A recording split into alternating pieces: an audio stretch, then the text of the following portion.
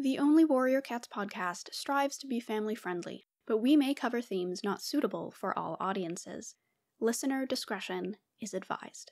So, Zoe, Yes. do you think the world will end in fire, or do you think it will end in ice? Oh my gosh. I think it will end in ice. That's my hot take. I mean, like the opposite of a hot take, because it's very cold. What do you think, José? Will the world end in fire or ice? The way we're going, probably fire. Yeah, but ice is also great and would suffice. Okay. Okay. Zoe's gonna kill me.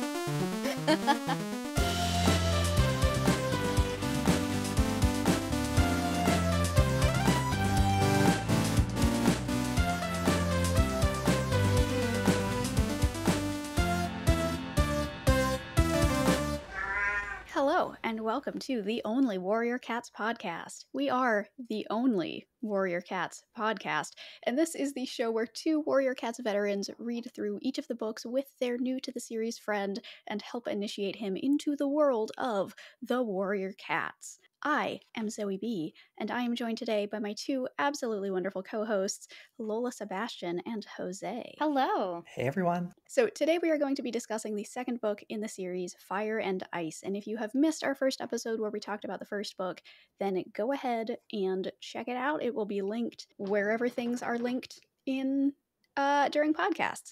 Give me just a second. Yes, honey. Oh, what is... Ooh! Thank you. Aw. Thank you. I love you. Did he bring you a drink?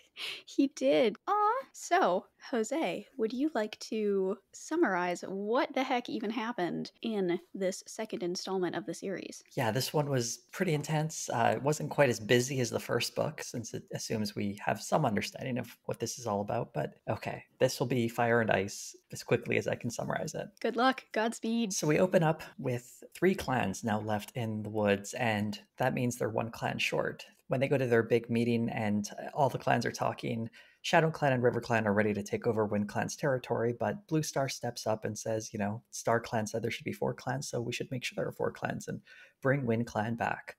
The other 2 clans kind of agree, and that means Blue Star is sending out Fireheart and Grey Stripe to go find Wind Clan. Wind Clan's been living on the margins, and they're having hard times living near Thunderpath, and luckily Fireheart and Grey Stripe find them. This convinced them to come back to the woods now that Shadow Clan is no longer tearing things up. For some reason, on the way back, Fireheart decides to take a detour into River Clan territory with some Wind Clan warriors. Don't know what he was thinking, but they get into a fight, and Grey Stripe accidentally kills one of the warriors from River Clan. So things are getting pretty bad between ThunderClan and River Clan now. Blue Star decides that Fireheart and Grey Stripe, for their screw-up, they now get to be mentors and are given a couple of cats to train. It goes so-so, except Grey Stripe nearly drowns at one point, but he's rescued by a River Clan cat, Silverstream, and the two, unbeknownst to Fireheart at the time, eventually fall in love. Fireheart finds out. He disapproves. He thinks it's wrong to be dating outside the clan. But, Fireheart's doing stuff of his own, too. He is hanging out with his old kitty pet sister, Princess, and he's starting to learn, maybe we shouldn't always stick with the clan. So as things continue to get worse between ThunderClan and River Clan, everyone's getting sick at ThunderClan. They're about to go to war, but the river de-thawed, so they didn't. But Blue Star still gets sick enough that she dies down. She's down to her last life. And Cinderpaw, because Blue Star is out of action, tries to step up. Cinderpaw, by the way, is Fireheart's apprentice. She gets run over by a car and lives, thankfully. Her injured leg means she'll never be a warrior. So Fireheart's sister, Princess, shows up and drops off her firstborn and asks Fireheart to take charge of the kid. He's adopted into the clan after some belly aching from certain people because he's a child of a kitty pet. He joins in anyway, and like I said, tensions are high. ThunderClan's out on the prowl patrolling, trying to keep things safe. That's when Broken Star and his goons attack ThunderClan with only Fireheart there to protect them. Big fight breaks out. They manage to drive them off, although in the fight, Clawface gets taken out and Broken Star is captured. It looks like ThunderClan is safe. And the story's almost over, except no, it's not, because Wind Clan is under attack by Water Clan and Shadow Clan. ThunderClan rides to the rescue. Helps fight back the 2 clans. Let's not moralize them. And when it looks like Fireheart is going to attack Silverstream, he backs off and realizes, hey, Grey Stripe's in love, and I shouldn't get in the way of that. Their friendship is mended, and all the while, Tiger Claw is watching on, becoming increasingly suspicious of Fireheart. And I think that was all Fire and Ice. Woohoo! Oh, great Amazing. job. Incredible job. Very efficient. They should hire you on the wiki. Honestly, yeah. Oh my god, yeah, I glanced at the wiki and it's like a phone book. I can't believe they go into so much detail. You guys know Jenny Nicholson's Vampire Diaries one where she's like, I tried to read the fan wiki, but it was written too beautifully to be understood. I feel that way about the Warriors wiki. Yeah. All right, well, where would you like to even begin with this mess of a book? So you wrote that it picks up right after the first book. Yes, so the first book ends with Firepaw becoming Fireheart, and in the universe of the clans, when you become a warrior, when you go from Paw to whatever your full warrior name is, you have to spend an entire night on vigil, meditation, and reflecting on your role in the clan and thinking about like what kind of cat you want to be. And this book picks up with that vigil happening. You know, the last book ended with the naming ceremony, went right into the vigil. This book picked up right there. So we really do open with this introspection on the part of Fireheart and thinking about who he's going to be and what he's going to do and what his life has been like for these past several months, which does work well, I guess, as a refresher for the events of the previous book. So I did have a bit of a question early on when we first see them going to the meeting of the four trees or whatever it's called. Cat United Nations.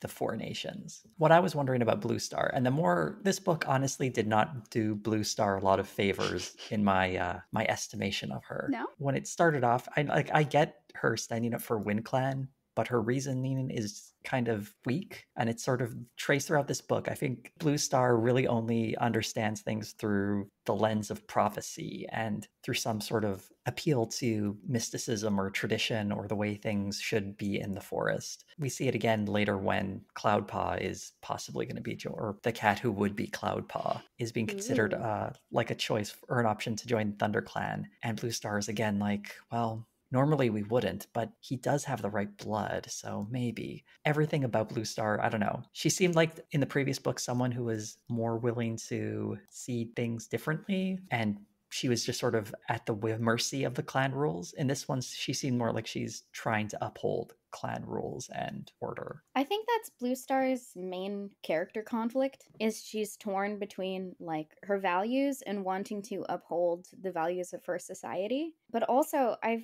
think she's a really interesting character. She's not very comfortable with emotionality, but she's totally comfortable with mysticism. Mm-hmm.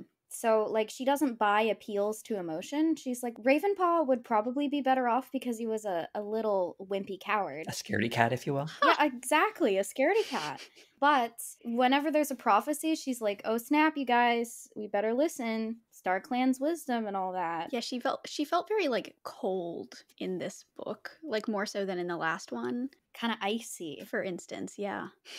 She's the ice. Fireheart is the fire. You know what? That's something I noticed is there's lots of like fire cats generally. You know, we have cats with prefixes and suffixes like blaze or flame, like basically all of the orange cats. But do we have ice cats?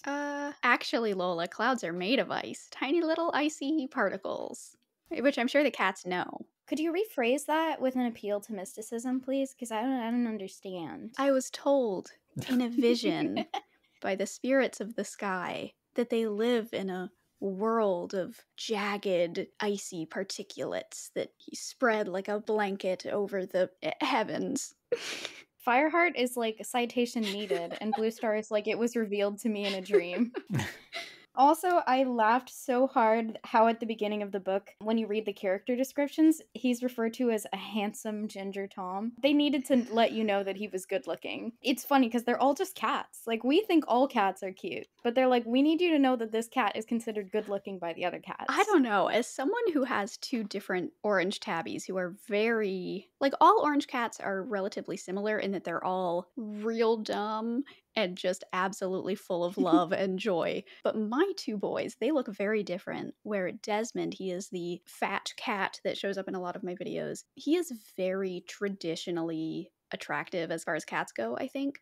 where he has very like round features. He looks very almost like a lion. He has like lion-esque kind of features. He is beautiful. He is very handsome. But Charlie looks like a gremlin. In that he is much more like angular, and his eyes, rather than being, you know, the traditional kind of like quote unquote cat eyes that are almondy shaped, they're almost perfect circles, which looks bold of you to assume that cats would have the same beauty standards as humans. Oh, I mean, I don't know which of them would be deemed attractive by other cats, but if it were a competition between, you know, which of my cats do I think that most humans would find cuter, not even a competition. In the books, it'll be like, Silverstream is this sleek, like, sexy cat. And then, like, you look at her, like, the illustration of her, and she's just, like, a cute little cat. Pretty average, kind of fuzzy, kind of plump. I would think that cats would also consider what the other cats smell like Yeah. or something, not just looking at them and be like, that's a sexy cat. Well, it makes me curious as to what Gray Stripe's deal is. That he's, like, okay with the fact that, like, he has a girlfriend who's slimy. You know, she's kind of damp, she smells like fish, and he's like, I'm okay with that. I think we should try not to yuck anyone's yums my on God. this podcast. So, Gray Stripe, just follow your heart. I feel like this was the first book that actually gave Gray Stripe a bit of a character, because he was just kind of Fireheart's buddy in the first book. Yeah, but one of my concerns with this book, as we will talk about later, had some issues with this book. More issues with this one than the first one. Me as well. Also, I think at the end of this episode, we should do a like rating. Like now that we've read the first one, when we have sort of like a baseline, I think that we should start like ranking them almost. Sure.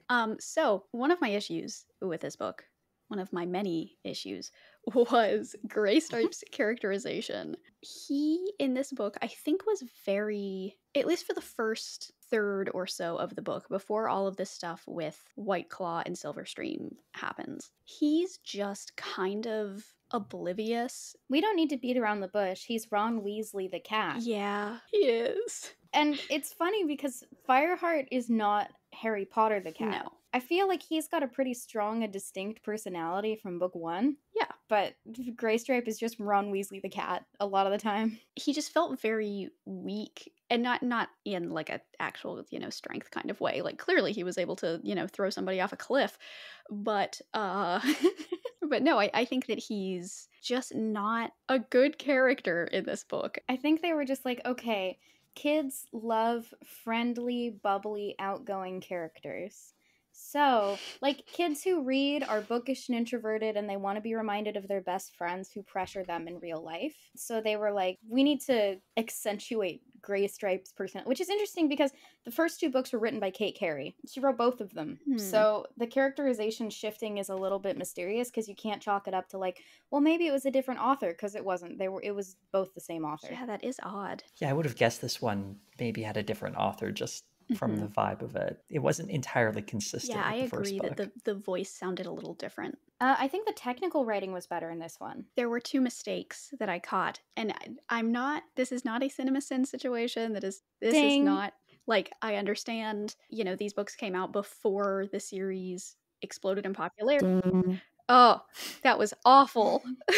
So, like, you know, I don't want to be too harsh on these books. I get it. Stuff happens. Near the beginning, on page 12 and 18, there is a sentence or two that is repeated. On page 12, it says, Redtail had been the ThunderClan deputy before Tigerclaw. Fireheart had never met him, but he knew Redtail had been deeply respected by all the clan. And then on page 18, it says, Redtail had been the ThunderClan deputy before Lionheart. Fireheart had never met him, but he knew Redtail had been deeply respected by all the clan. That's bizarre. Yeah, I know. And like, when I read it, I was like, wait. Did I just have the weirdest deja vu? Are all of these words starting to run together? Or did I actually literally just read this? I noticed a few small errors. They refer to One Eye as a Tom, which is like, nope. Tom means male cat. Is One Eye a female cat? I don't remember. Yep. Ah. They're talking about her being like the old brown queen or something like that in the first book, and then in this one they refer to her as a Tom, and I had to look it up because I was like, am I getting people mixed up here? No. Also, they say it's been 6 moons since Spotted Leaf was killed, and they said it was 3 moons since Broken Star was driven out. These 2 things happened on the same day, right? Yeah. I'm not sure these books are being carefully plotted. How dare you? This is why I don't write high fantasy. Oh my gosh, I should mention, so the original Warrior Cats book was not called Warriors, it was called Warrior Cats, the very first edition of Into the Wild. It was Warrior Cats Into the Wild, and it came with free tattoos, like temporary tattoos. And I would just like to put a call to action out there. We want to know what the temporary tattoos that came with that looked like, because I have not been able to track them down. If anyone listening to this was part of that first wave and was able to get their hands on that edition, please send us an email. I want to know if those temporary tattoos are worth turning into real tattoos. Oh my gosh. That's a long-term Patreon goal. If we can get up to 10,000 people supporting us on Patreon, one of us will get tattooed. Okay, yeah, I would do that. By the end of this, when we've read all of these books and spent like 2 or 3 years talking about them, we're gonna have to get matching Warrior Cats tattoos. No, we need to get tattoos that when we join them together make like a bigger thing. Or we could each get one of the clans tattooed on us. But there have to be 4 clans and there's only 3 of us. Yeah, StarClan was very clear about this. StarClan was very clear. Well, then we could all get the StarClan symbol. No, see, we have to come up with our own clan and with its own symbol. Podcast clan. Okay. So one of the things that really struck me about this book, we were talking about Fireheart's characterization and how he has a pretty consistent character and he's a pretty positive, like he's a good character. He's fun, he's likable. I really like his character, but in this book there is this one particular character quirk that I noticed and I kind of think it's gross. Fireheart is obsessed with pregnancy and babies and pregnant cats. Yes, he is. And I think it's weird. That's even weirder than Gray Stripe's fetishes for stinky fish girls. Which we are not shaming. I will not kink shame. I will say I'm less kind towards Fireheart because one of the pregnant cats in question is his sister, and that's not good. Related but separate question also, Princess. Can we just take a second and talk about Princess? Yeah, we can. In my notes, I have written down, Princess is kind of unsettling. She feels like an alien. Can I just say I don't buy her existence? Yeah. And I don't think she comes back either. I don't remember well enough. Which is kind of bizarre. He's like, oh my god, wait a second, I have a sister. And I'm like, no, you don't. No, you don't. It's like a sister ex machina. It is a sister ex machina. I'm like, you do not have a sister. Because the only cat who told you not to go into the forest in the first book was Smudge. Well, they try and give it a backstory in this one where he remembers being a kid with his mother and there were other cats there and they all got split up. I mean, I guess that happened, but how long ago was that? And how well do cats remember their first few so weeks? Weird. I think all of this can be explained by the fact that canonically he's a Capricorn. How dare you? Are you a Capricorn? I'm not. My husband is. Capricorns are wonderful, and we love them. Well, Joanna Newsom is a Capricorn, so I can forgive Capricorns generally. Here's the thing is, I think he must be a Sagittarius, since that's a fire sign. But, yeah, he's also such a hypocrite, too. Oh, with the whole, going to see Princess while getting mad at Gray Stripe for going to see his fish lady. Yeah, what the heck? It's weird that he doesn't figure out the hypocrisy there. Like, it was so obvious. While I was reading that, I'm like, Fireheart, you're throwing stones at a glass house here. He does later, eventually realize, oh, maybe this isn't right. But yeah, early on, it's like, dude, come on. Does he ever formally apologize either? I don't believe so. Yeah. I think his apology was not clawing Silverstream in the face, which seems kind of Fireheart to me, so. Sorry, but sometimes you have to apologize to your bros. You do. Near the beginning, before they got into this weird kerfuffle argument, cold shoulder thing, one of my notes is that I think that these books do a really great job of showing very positive male friendships. Because they're cats, and because, at least in this universe of these books, cats' relationships are built on a lot of, tactile, there's a lot of touching. That's the whole sharing of tongues thing, where they just groom each other and hang out and gossip, and that's just normal casual time stuff. Graystripe and Fireheart both spend a lot of time like sleeping next to each other and nuzzling each other and just touching a lot. And I think that that's a very positive thing, is to see, you know, platonic male friendships where there is touching and kindness and a lot of talking to each other about how much you care about the other one. I think that's great, and I think that this whole squabble that they went through throughout this book was just silly. One of the things that I really, really liked about this book is right at the end, maybe not right at the end, but near the end, I think it's when they are about to attack Wind Clan, and Graystripe tells Fireheart that he would die for him. And that just, I got a little emotional. It was very sweet, I think. To continue and I'm sorry to do this, but to continue the Harry Potter comparisons, if Graystripe is Ron Weasley, this whole book was serving like Goblet of Fire, when the two of them are just kind of like constantly bickering for no reason. Oh, yeah. Yeah, which I get it. That's a thing that happens in friendships. I'm sure lots of little boys reading this like related to it. At the same time, it felt way too early in the series for that, because I don't know about you guys, but I felt like I'm not invested enough in their friendship. Yeah. Especially with the two of them sharing the cover art, which, by the way, the cover art for this is one of my favorites of all the books. And I highly recommend looking up the textless covers, because you can find just the art for these books online, and it's gorgeous. It's beautiful. But yeah, did they really need to have conflict in the second book where they're best pals? Apparently they did. I don't know who made that decision, but it was certainly a decision that was made. I would say don't call it a comeback, because it is not a comeback. Good one. Sophomore slump, I think, is what they call this. So, okay.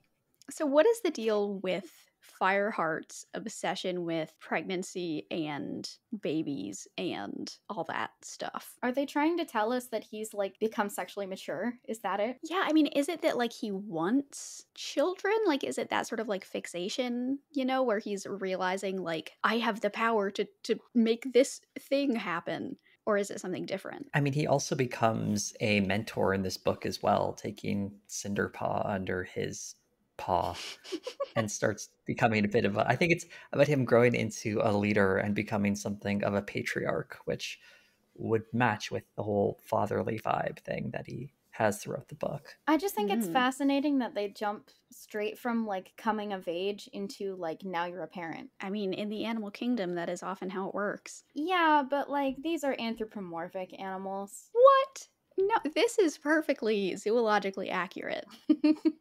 Do we need to have a whole book where Fireheart goes off to the other side of the Thunder Path and just backpacks around trying to discover himself? Yeah, you'd say that as a joke, but there are books like that later in the series. So, you know. Literally. Well, I'm looking forward to that. We're going to be reading one of them sooner than you might think. Well, that's why Fireheart is the chosen one. He slides right into that role, I guess. But it is interesting, right? Because he's like a chosen one, but he is also completely socially conscious. And I can't think of a single other character who's like that, if that makes sense. Because it's like, usually chosen ones are the chosen ones because they have something that sets them apart from their society. And Fireheart's whole desire is to integrate. Actually, I don't know if that's entirely accurate, because I noticed Fireheart's responsible for a couple of outsiders being brought into the clan, like Yellowfang and Cloudpaw, and even like wanting to stay close to Cinderpaw. It feels like in some ways he's trying to change the clan to be a bit more inclusive to other cats. Like, he's okay with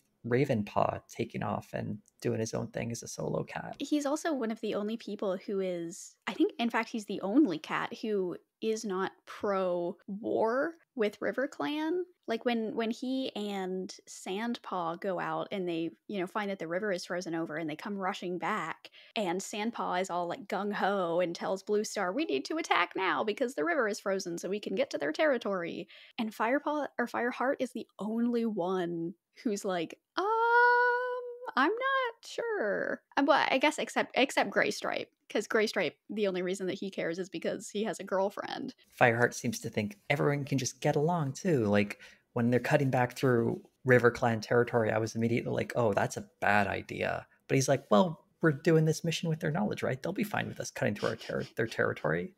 Like, of course not, Fireheart. Of course they're not. Yeah, But you're a he just thinks warrior like they should all now. get along. He's just, this is the thing, is he's like, I don't want us to defund the police. I just think they need better training. You know, he's one of those where I feel like He's the good apple in his mind. exactly. He's like, I can change the system from the inside. And I'm like, listen, he doesn't want to lead a revolution. He just wants to like be nice to people generally, which is great and everything. But compared to, this is the thing, is it is more aligned with like children's books than fantasy narratives where someone steps in and changes the whole thing. Like, he's certainly not going to destroy the Ring of Power. He's just going to be like, what if we were just nice to each other during the Battle of Five Armies? The prophecy is he is to save the clan, right? Not change it or destroy it. And granted, this is only book 2 of his whole arc, so his worldview right now is not complete. But at the same time, it's like, dude, it gets a little old for me when he feels like he can break the rules and it's okay, but no one else can. Yeah. He's like, well, I can just walk over whoever's borders because we're all friends. Why are you attacking me? I'm baby. And it's like, dude, are you baby or are you a dad?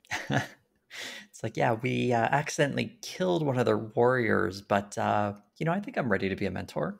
I love Cinderpaw. Cinderpaw is one of the best characters. I love her so much. I completely agree. I feel like Cinderpaw is kind of what Graystripe should be. Yeah, like full of energy, kind of chaotic, a bundle of joy. Peppy and enthusiastic and curious. And she had the most kitten-like personality out of all the cats I found.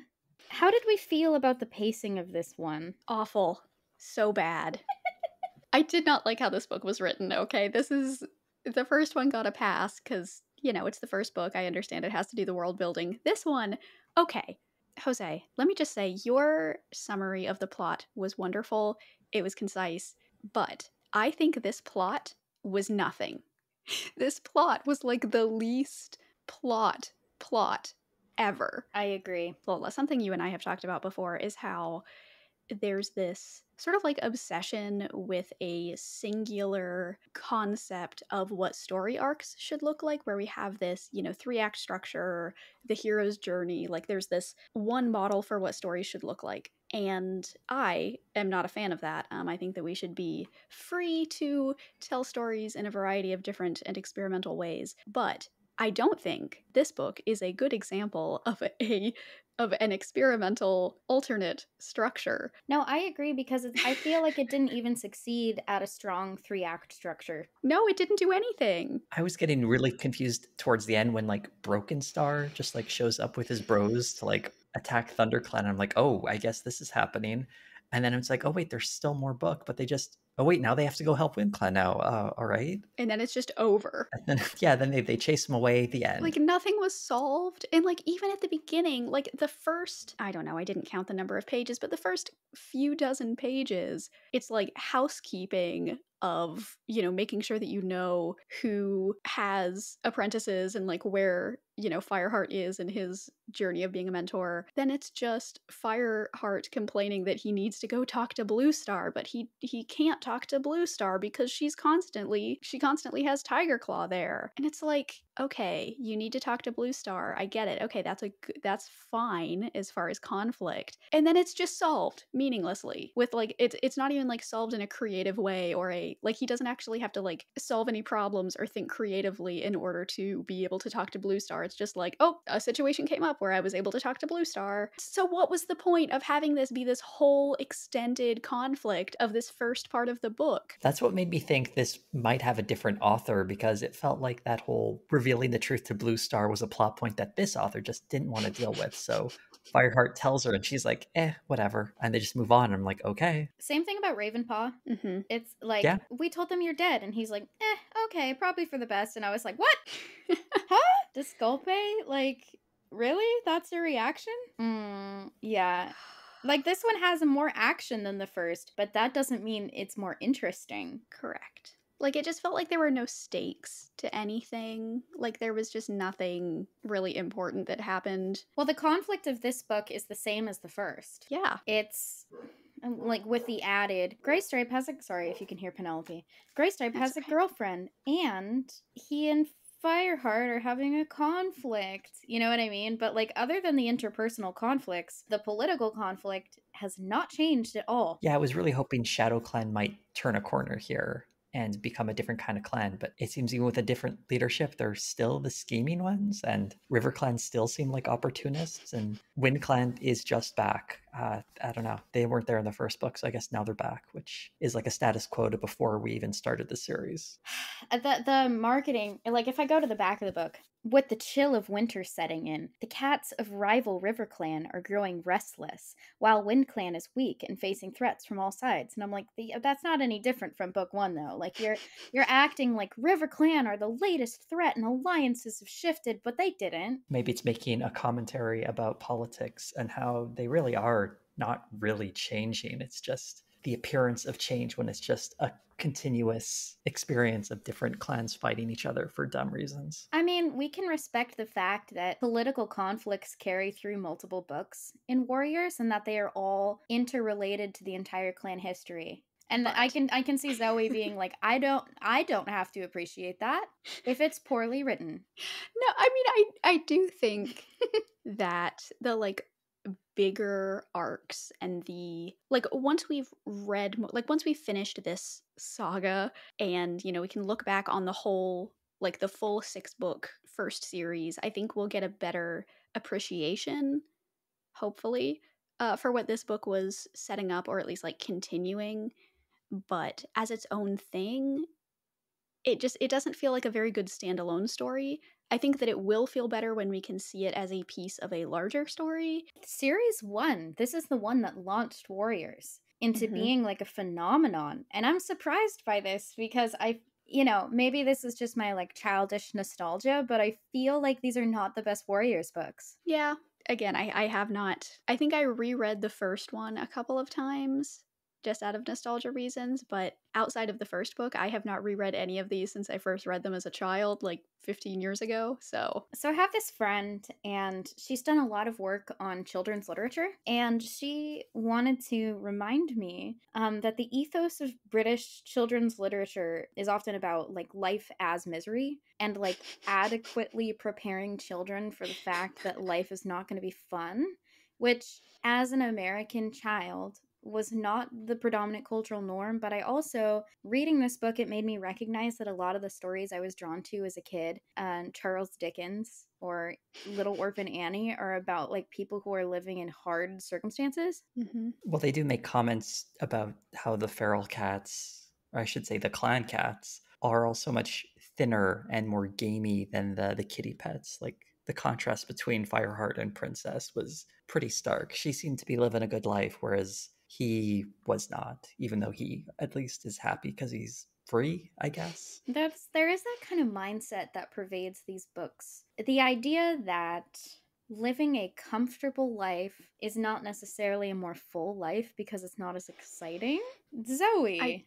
I don't know how much of this you guys like want to get into, but let's do it. So all three of us, listeners, for those of you who may not be aware, all three of us are video essayists on the YouTube. I, at one point, made a video analyzing a particular conservative argument that pain is a good thing, actually.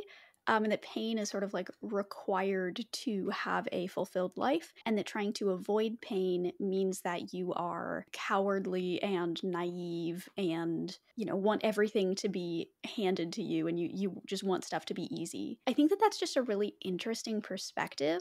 And that's why I made a whole video about it, because it's just, there's a lot of depth and stuff that you can kind of dig your teeth into in that sort of argument. I do think it's interesting, Lola, that you bring it up here, or bring up a similar thing here in these books, because, yeah, I mean, I do see a lot of those kinds of parallels here. I don't like it. It's just, I don't know, I don't like the sort of insidious, the like almost Protestant work ethic that these cats have, that you have to go through this pain and you have to make sacrifices in order to have this life that is bigger than yourself. I mean, that's the whole like StarClan thing. Like, you have to make these sacrifices if you want to be a part of that.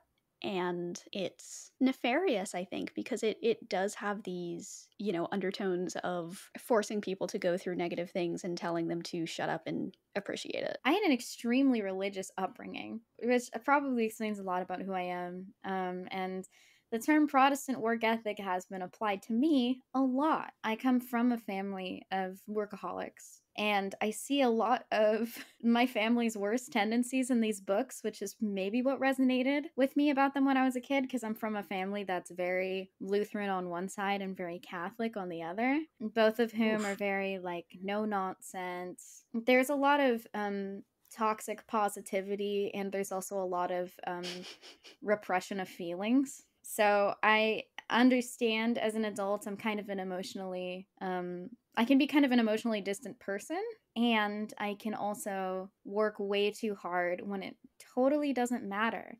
But the promise of both a lot of religious movements and also fascism is it's like all of your hard work and all of your pain and suffering means something, which is very comforting when you're a child, but rereading it as an adult, I'm like, does it though? Because as an adult, I notice how arbitrary this world is. Like, what are you killing yourself for? Well, it's usually someone who's getting some kind of value off of that suffering. If you're working really hard and creating all this value, there's someone who's going to reap the benefit of that if you're working for them. I mean, the whole hard times makes hard men thing is a fascist meme at this point too, for a similar reason.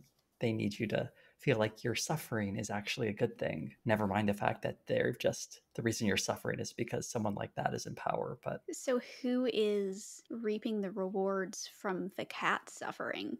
I don't know if we're far enough to know that yet, or at least I'm not far enough. But right now, I'm giving some side eye to StarClan and anyone with Star in their name. Like they're suffering in order to maintain this structure that keeps the powerful in power. Yeah, although in the case of Blue Star, at least she's not doing a very good job because it's all falling apart around her. And it looks like Tiger Claw's on the ascent. I'd watch your back at this point, Blue Star. But Zoe, you had mentioned appeals to, like, biology, like the rhetoric of what is natural, which is so interesting to me because now as an adult, I also notice that the way that the forest works is also very idealized. Well, and like one thing that I noted near the beginning is when WindClan is living out by the Thunder Path, what do they call it? A tangle of Thunder Paths, which I'm assuming is sort of like an interstate or a highway or something. They sort of turn their noses up at eating rats. And I understand that rats, at least in our popular conception of them, they tend to carry more diseases than other animals. I don't actually know if that's true or if that's just a myth that we've kind of placed onto them. But I know that rats are considered dirtier than other animals. And I thought it was really interesting that cats would also consider that to be true. I don't know that it's true. I feel like rats are just as good as any other forest creature. I always thought when it came to rats, the reason they were thought that way is because they were carriers for the Black Plague, and it did a lot to hurt the reputation of rats out there. I love rats. This is a pro-rat podcast. Haven't you guys ever seen the Ratatouille DVD bonus feature, Your Friend the Rat? Yeah, thought so. No, but it is very weird because, like, my beautiful StarClan warrior, Sparky, he killed tons of rats. It was like his main thing. That struck me as particularly weird. And there's, Blue Star is also attacked by vicious rats in the first book and, like, dies. Anti-rat agenda in the Warrior Cats books. Canceled. Problematic. I'm looking up to see if rats are more dangerous in the UK than they are in the US. Because I wonder if there is, like, a marked difference between the varieties of rat they have and the varieties of rat that we have. We can tie this into the Gray Stripe X Fireheart bromance thing, but I enjoy how much time they spend napping. Yeah. I love how every chapter it's like, but then he was getting sleepy, so he curled up on the cozy moss and cozy core. Cottage core, all tuckered out. I almost said canonically when I meant, like, something that is real in real life, whatever the real life canon is. Yeah, is zoology just the IRL warrior cat canon? Yeah, absolutely. In real life, cats do sleep like 2/3 of the day. Like, cats biologically are just very sleepy, and that's great.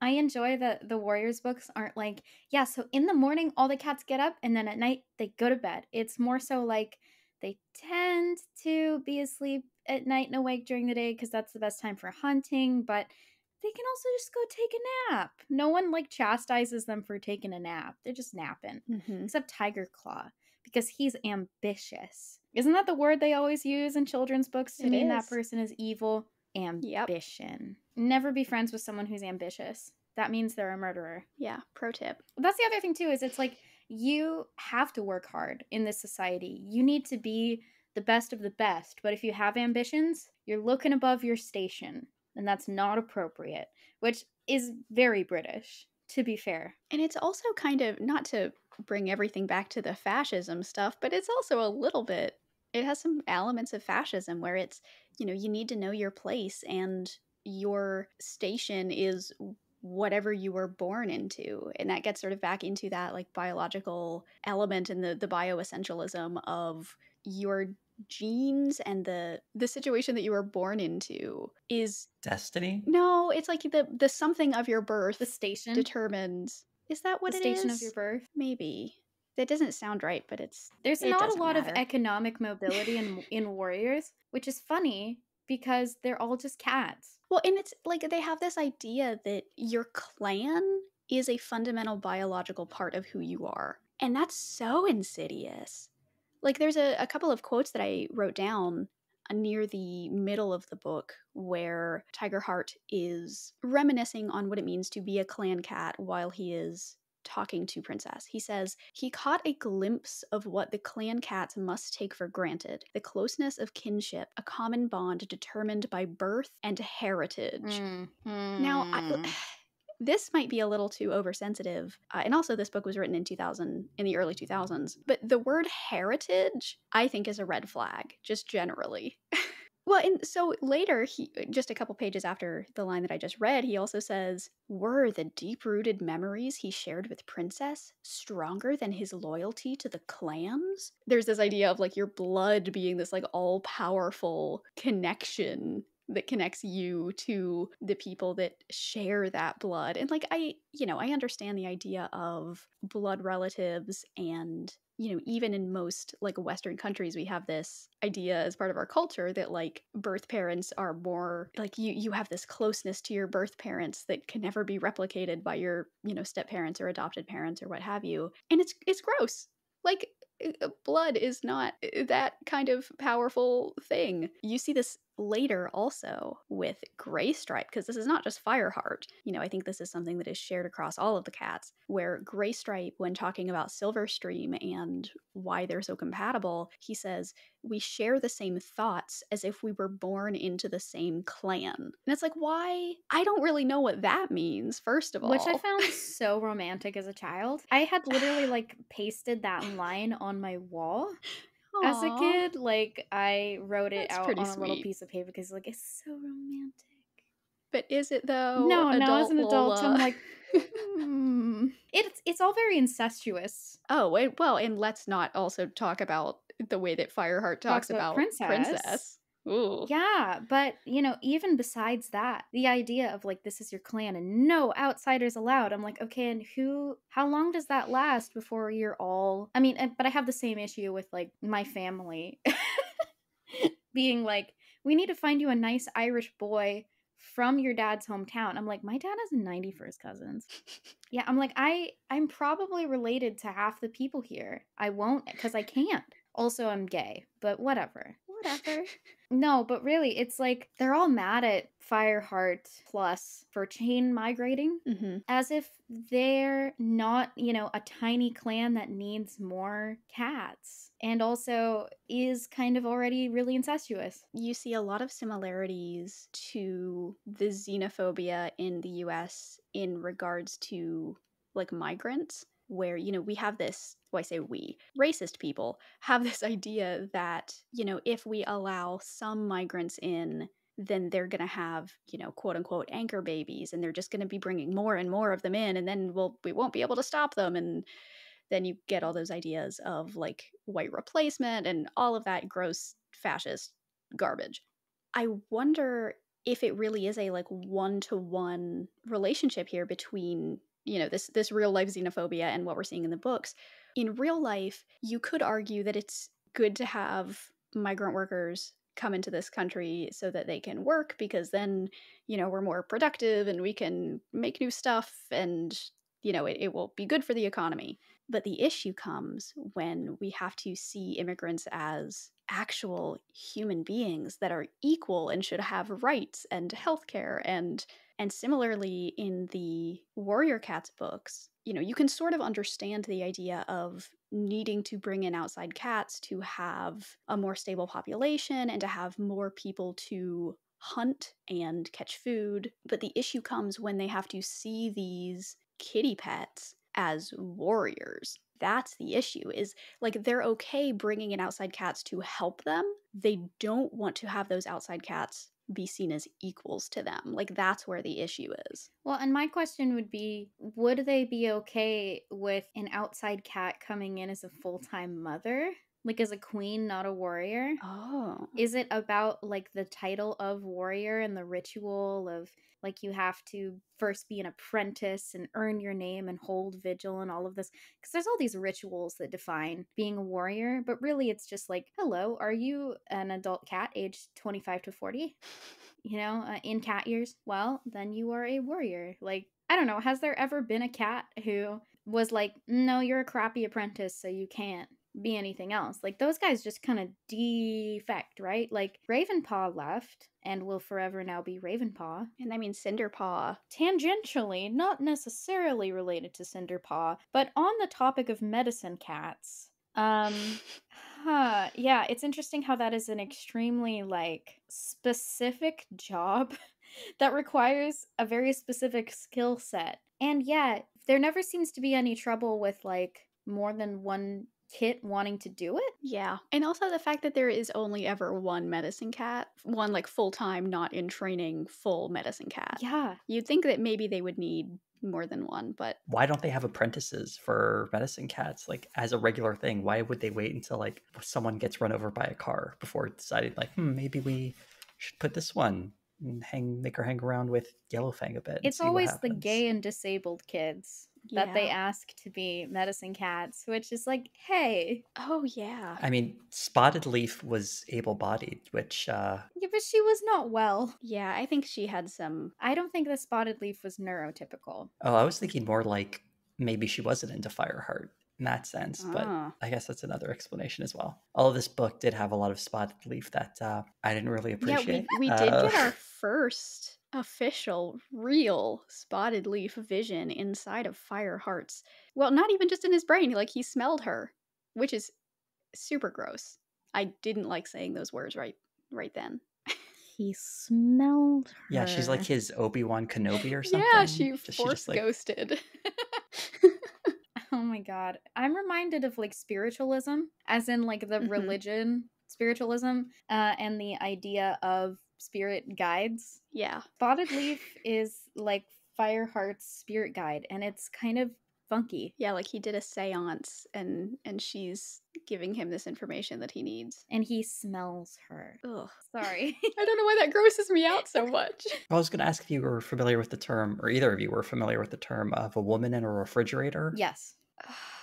That's the like trope of dead women to give men like characterization, right? Yeah, and I just thought that's Spotted Leaf. Like completely. Oh, it is. She's a refrigerator girlfriend cat. Gross. And now she's showing up not to like further whatever goals or desires or wants she had in her life, but to help Fireheart. Even after her death, she still has to be something for Fireheart to draw strength from. It's weird though, because at the same time, she's obsessed with him, and therefore it becomes, in a weird way, her life purpose. Yeah, it's like her life didn't begin until she met him, and then it ended right after she met him.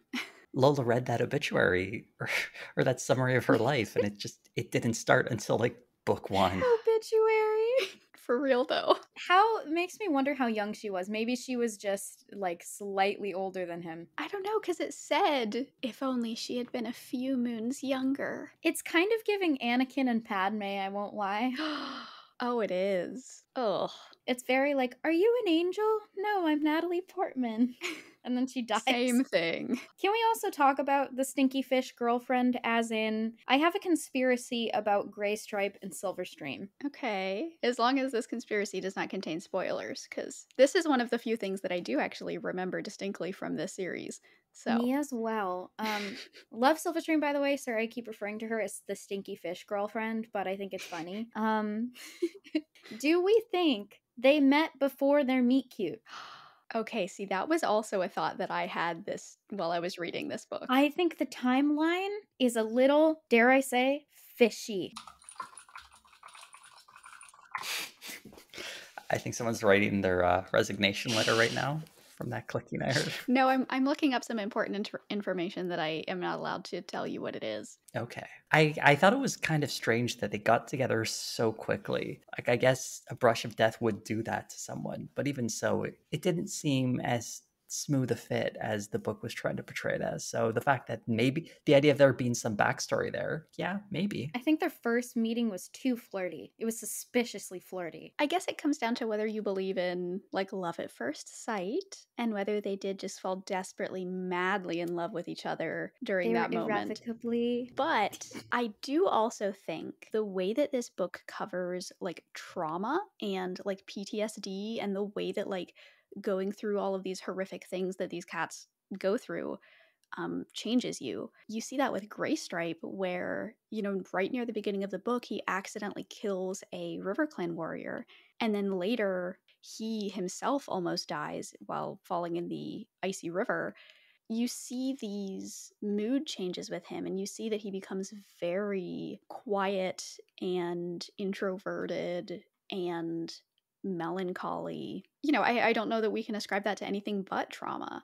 I guess his relationship with Silverstream, it could be explained, you know, why it all happened so quickly by that trauma. You know, like, is it any wonder that he would latch onto this, I want to say woman, but I don't know if that's, am I allowed to call female cats women? Sure, why not? They're anthropomorphic. He latches onto this woman during a really dark period in his life, and, like, she is the one who saved him, literally, like, both physically and through their relationship, mentally and emotionally. I like the conspiracy. I did get the vibes while reading that maybe they had met before and it was just sort of like a cover-up, and, like, maybe that's why she was there to save him in the first place.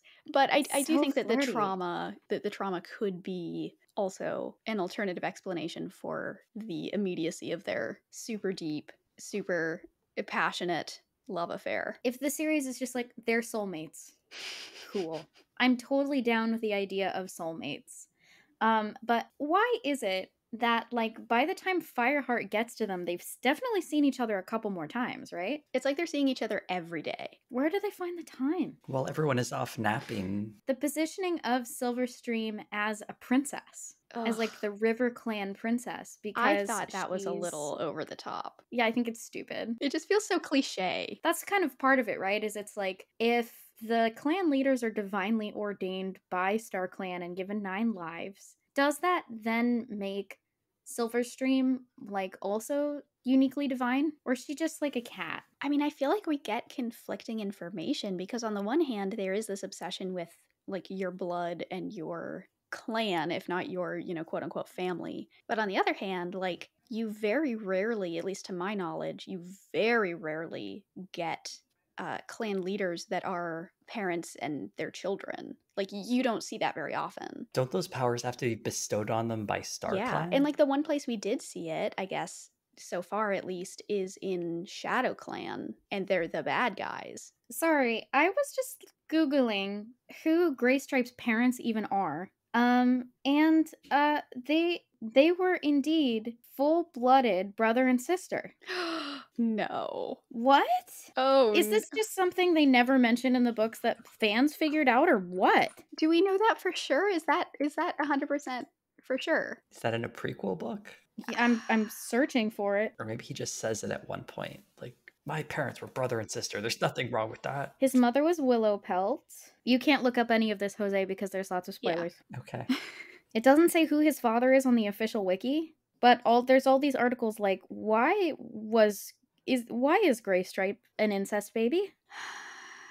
Because I guess that someone worked out that it had to have been Patch Pelt who was his father, who is Willow Pelt's brother. I am skeptical of that. All of the mysterious incest stuff floating around this children's series. Yeah. Can we talk about the parallels between Graystripe is falling for this literal RiverClan princess, and Fireheart is spending a lot of time with his sister, Princess? I don't like that. I don't like thinking that they are parallel because that's gross, and I think it's icky. It is icky.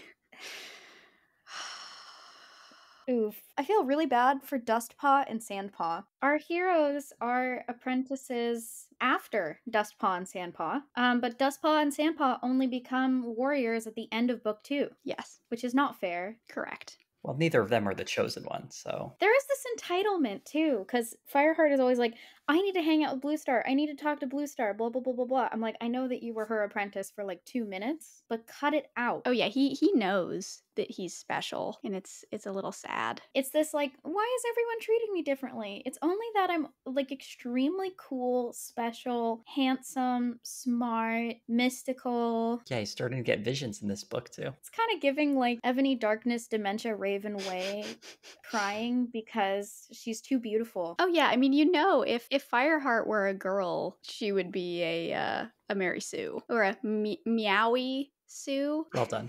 Thank you.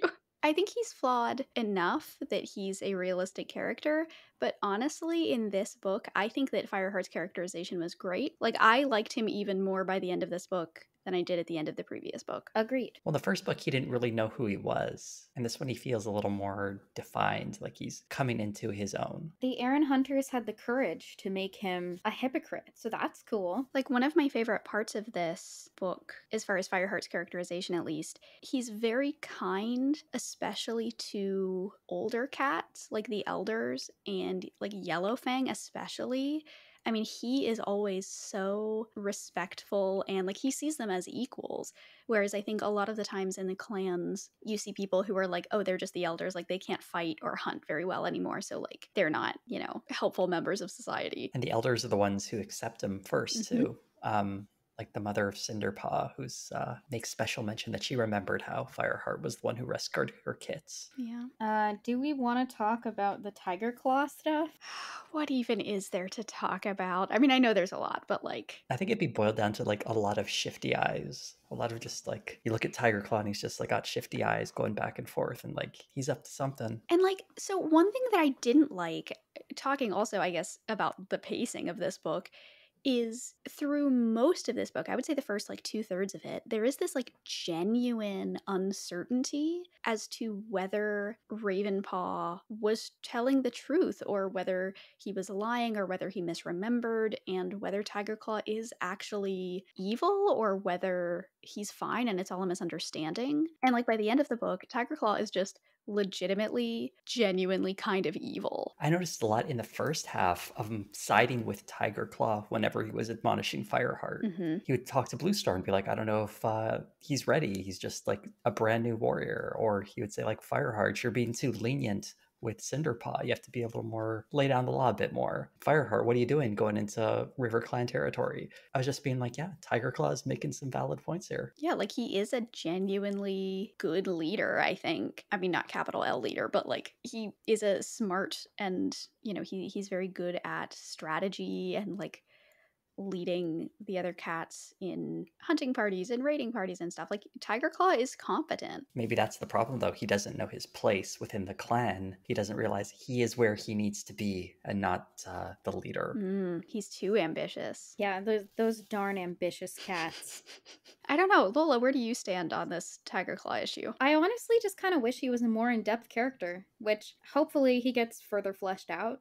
But as of book 2, there's barely anything going on with him. him except that he's ambitious. Also, I didn't realize, but there is an obituary for Oakhart that we didn't read last episode. However, I cannot read it because it contains so many spoilers. I don't know that we really got to know Oakhart anyway. Yes, except we will. Wow. That's the trouble, is we don't even know who he is when he dies, but then later in the series, they're like, oh, you know the guy who died? Well, actually, Blah, blah, blah, blah, he was a blah. big Blah, deal. blah, blah, blah. He Yeah. was intimately tied with all of these things that you found out about in book 1 and 2. And I'm like, wait, what? Dun, dun, dun. The lore thickens. Well, it'll be interesting to see which cats get their backstories filled out and which don't, because it didn't sound like Spotted Leaf got any of that, so No. good for Oakhart, I guess. Yeah, and yet, Spotted Leaf is this constant presence. I just want to think this, like, Obi-Wan Spotted Leaf apparition is in Fireheart's head. Like, this is just him having some kind of mental breakdown, and he's imagining Spotted Leaf guiding him. If only. There's still, just like the last book, there's a lot of violence in this one. For instance, near the beginning, when they are saving Wind Clan and they have to cross the Thunder Path, there is a queen and her kit, and she carries her kit across the Thunder Path, even though Fireheart is like, no, I should carry the kit for you, because, and this is a quote, she and her kit would live or die together. It's like, this is a book for children, and it's a suicide pact with your infant child, and it's just very dark. Yes, but at the same time, it's reinforcing that, like, if you're born a she-cat in this world, it is your expectation to have kits or serve your clan. Yep. Also, white cough and green cough. I don't know if we need to have some sort of like content warning, but a little bit of a gross question. Is the difference between white cough and green cough the difference between like a cold and the flu, where like you have, when you cough, you have like clear mucus versus green mucus? Yeah, I interpreted like white cough is like a cold and green cough is like pneumonia. But is like that, is that why it's white and green? When I had pneumonia, I was coughing green. So Yeah, I assumed it was the same way it works for humans. I guess for the cats of this book, it works the same way. is that biologically accurate? That's the question. I don't know. We need a cat biologist on Cats here. coughing green.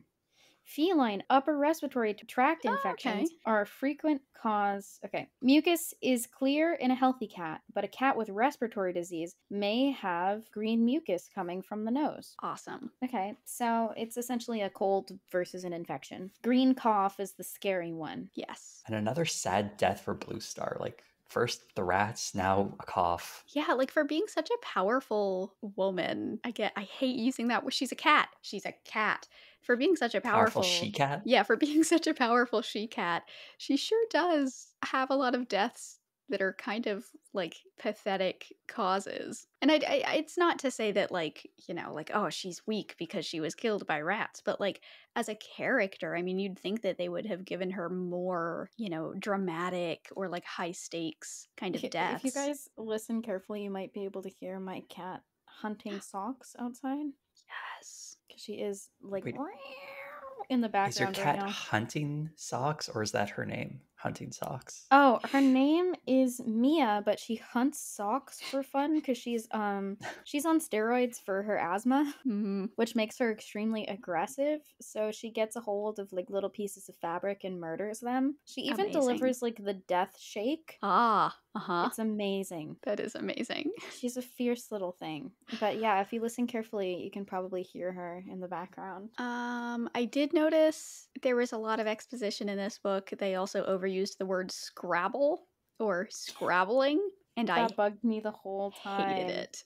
It really bothered me. But that's about it as far as my. I heard that. That was incredible. Yeah, this is her. Yes. I just opened my door a little. Wow. We're gonna have to keep some of those in. So... Maybe I should. That's the ones we should use for the. Thank you, baby, for the intro. That to me is what warrior cats sound like, I think. Oh, my I just heard my dad pick her up and take her downstairs, so. Aww. Yeah. Well, I guess before we wrap up, let's do a little memorial just for the two important and named cats who lost their lives in this book. We have Clawface, the awful, evil Shadow Clan warrior bravely killed by Greystripe. And then we have also killed by Greystripe. I guess these are both Greystripe Wow. deaths in this book. Yeah. We Good have, for you, incest baby. we have White Claw. And I think we should crack open a cold one with the boys and pour one out for poor White Claw. Absolutely. Here, I'll grab my coffee and just... I was telling my husband about that and about how I was so excited to make that joke. And he said that I should have you I should tell you that you should put in a like pop can opening sound effect in the final edit. Perfect. Crack open a cold one. We'll crack open an icy one. Yeah. We should 'Cause all This is fire and ice, baby. Yeah, we should all be drinking White Claws tonight in honor of our fallen River Clan brethren. Damn. This poor cat. We never really got to know him. No. Who he was, what he was about. Rip, Chucked off a fishy mountain one boy. day. Go fall off a gorge. So what do we think about this? And do we want to do it on a scale of like 1 to 5, 1 to 10? Let's do 1 to 10. On a scale of 1 to 10, now that we have sort of a baseline for these books, now that we've read the first one, yeah, I guess we can rate both of them now, sort of in relation to each other. So how would you guys rate these first 2 books that we have read? Into the Wild is the superior book. I'm just trying to think of like how much better is it really? Because Fire and Ice, like it had some issues. I don't know. I feel like you were both down on it a bit more than I was, even though it is definitely the inferior book. I would probably give Into the Wild like a 6. See, I would have been a bit more generous. I would have given 7? Into the Wild like a 7. Yeah. Yeah, 7 is fair. Sure. Thank you. What do you think, Zoe? For Into the Wild? Yes. Yeah, I think I agree with Jose. I think it's a 7. I think it's a solid 7.5.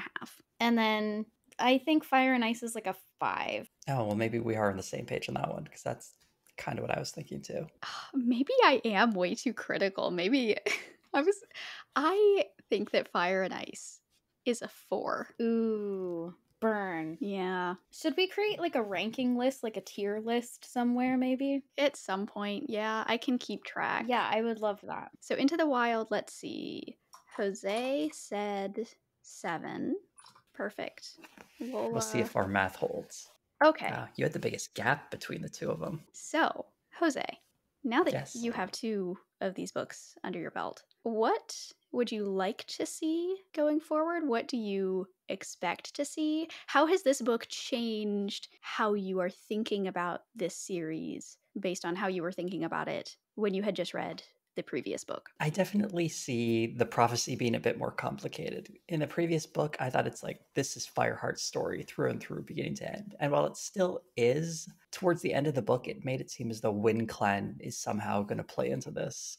Or at least that weird vision Fireheart was having about fire and Wind Clan. And like, maybe they're a piece of this puzzle as well. So maybe the prophecy is more complicated. Or at least that's what I'm hoping. If this just ends up being Fireheart's story, I mean, it is what it is. What I expected, I guess. Yeah, like we were saying earlier, he seems to be an agent of improving upon the status quo, but not radically changing it. This seems to be a book about upholding this cat society for all its... and making it better, but I don't know. I don't think the structural problems will be addressed. Cat society. Yes. As for where we're going to see these clans in the future, I feel like Wind Clan is kind of just going to bounce around and be sort of dopey. I'm hoping they'll figure it out and get it together.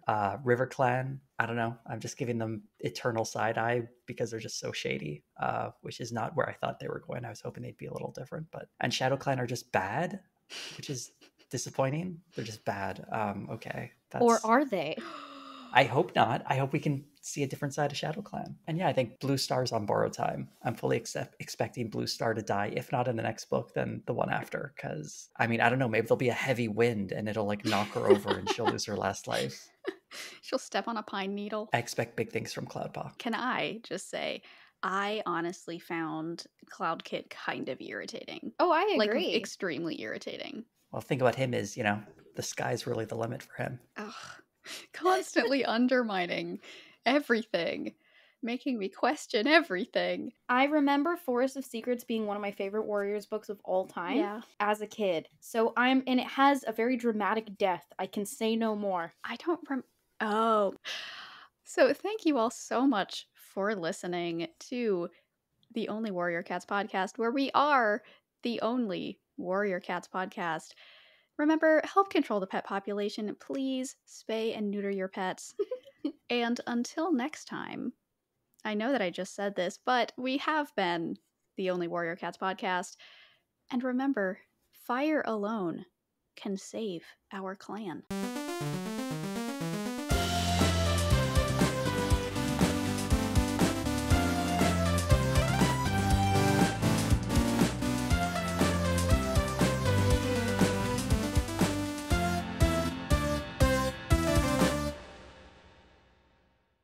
The Only Warrior Cats podcast is hosted by Zoe B., Lola Sebastian, and José, and is edited by Lola Sebastian. Our intro music was written and performed by Neil Farrell of The Leftist Cooks, and our podcast art was drawn by Aud McName. The Only Warrior Cats podcast is produced by Nebula. If you'd like to support the show, you can come join the clan over at patreon.com/theonlywarriorcatspodcast, where memberships start at just $1 a month. You can get lots of cool perks like end-of-episode shoutouts, having your cat's meows be forever enshrined as a podcast sound effect, and getting access to our exclusive bonus episodes where we cover all the Warriors content outside the main series. As always, thanks for listening, and we'll see you again soon.